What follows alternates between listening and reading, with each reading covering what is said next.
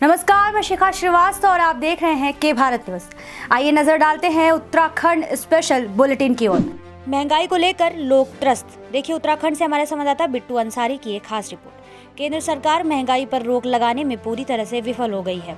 आज महंगाई ने आमजन की कमर तोड़ दी है। आज पेट्रोल डीजल के दाम आसमान छू रहे हैं। लगातार इनके रेट बढ़ रहे हैं, जबकि आम आदमी के आय के स्रोत कम हो रहे हैं। आज खाने पीने के सारी चीजें इतनी महंगी हो गई है कि आम जन की पहुंच से बाहर हो गई है।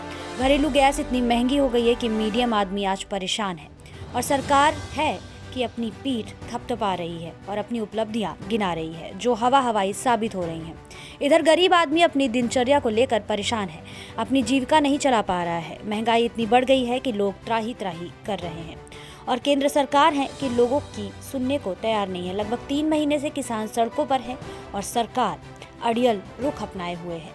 ऐसे में जब राजा ही गरीबों की न सुने तो उस देश में विकास कहां से आएगा। देखिए इस मौके पर क्या कहना है वहां पे मौजूद स्थानीय महिला तथा स्थानीय नागरिक का। मतलब सरकार है तो फिर ये भी तो सोचना चाहिए ना कि गरीब या मीडियम लोग कैसे अपना गुजारा करेंगे, कि उनको पेट्रोल भी ज़रूरत का है, हमेशा हर रोज़ का है, और जो रसोई गैस है वो भी।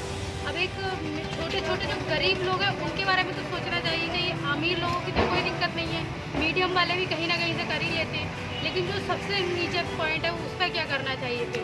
ठीक है, उन्होंने जो 500 रुपये अकाउंट में डाले थे ना, वो सब उन्होंने बहुत जल्दी वापस कर लिए हैं, अपने उसमें जल्दी वापस कर लिए।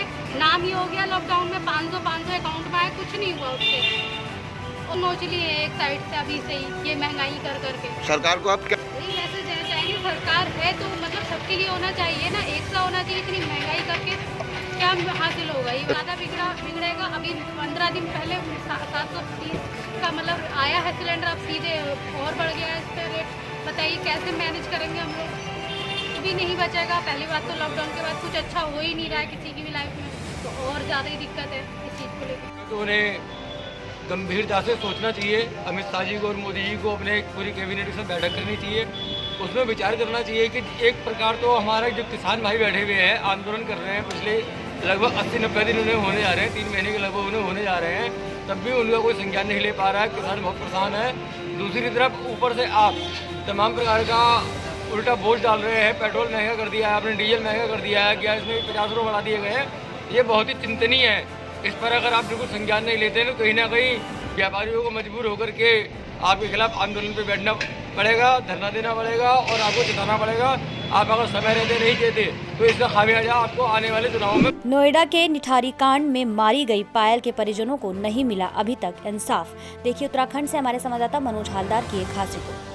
गदरपुर क्षेत्र के पिपलिया गांव के रहने वाले पायल की 15 वर्ष पूर्व में पूरे देश में झकझोर कर देने वाली नोएडा के निठारी कांड में मारी गई थी, जिसके बाद से उनके परिजन अपनी बेटी पायल को इंसाफ दिलाने के लिए एक लंबी लड़ाई लड़ रहे हैं, जिसके चलते उनकी आर्थिक स्थिति भी बिगड़ गई है। लेकिन फिर भी अपनी बेटी को इंसाफ दिलाने के लिए आखिरी दम तक लड़ने का फैसला लिया है, जिसके चलते सरकार से मदद की गुहार लगा रहे हैं और न्यायालय से अपनी बेटी को न्याय मिलने की उम्मीद लगाए बैठे हुए हैं। आपको बता दें कि 15 वर्ष पूर्व मृतक पायल के पिता नंदलाल ने नोएडा के निठारी गाँव के कोठी से अपनी बेटी पायल की लापता होने के मामले को लेकर FIR दर्ज करवाने के लिए अधिकारियों के दफ्तर पर इधर उधर दर भटक रहे थे, लेकिन आखिर में 11 महीने के बाद कोर्ट के आदेश पर नोएडा के निठारी गांव स्थित मुनिंदर सिंह की कोठी पर तलाशी लेने पर 19 लोगों की नर कंकाल मिले थे, जिसके बाद पूरे देश में सनसनी फैल गई थी और पुलिस ने कोठी के मालिक मुनिंदर सिंह और उनके नौकर सुरेंद्र कोहली को गिरफ्तार किया था और ये मामला अपने आप में बहुत बड़ा मामला था। इस दौरान पायल के पिता नंदलाल का कहना है कि उनकी पुत्री की मृत्यु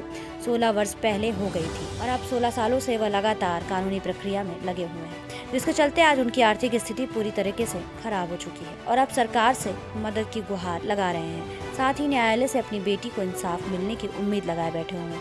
देखिए इस मामले में क्या कहना है नंदलाल। घर की हालत तो बहुत ही खराब है, भागते दौड़ते न्यायालय में, कोर्ट कचहरी में खर्चा अब करने से भी मजबूर हूँ। जो कुछ थे हमारे तो सब बिक बका गए और बहुत भारी परेशानी में हूँ। कोर्ट का न्यायालय अपने तो सही करेंगे जो कुछ है, लेकिन कब करेंगे? मेरा तो हालत ख़राब हो गया। मैं तो बर्बादी हो गया।